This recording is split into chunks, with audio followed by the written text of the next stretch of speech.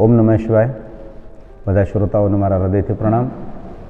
મણિશંકર બાપાની યાદમાં દિવ્ય ઓર ભવ્ય સુંદર શિવ મહાપણ કથાનું આયોજન કર્યું છે.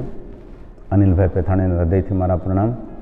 એમના માતુશ્રી મંજુલાબાને ખૂબ હૃદયથી કોટી કોટી પ્રણામ. અમારી 30 વર્ષની કથાયાત્રાની અંદર આટલું સુંદર ભવ્ય આયોજન અમે પહેલીવાર જોયું છે.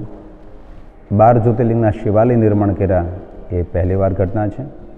પૂરા ભારત દેશે નોંધ લીધી છે. અન્ય દેશોએ પણ આ ઘટનાની નોંધ લીધી છે. અતિ સુંદર આયોજન છે. દિવ્યતાથી ભરપૂર આયોજન છે.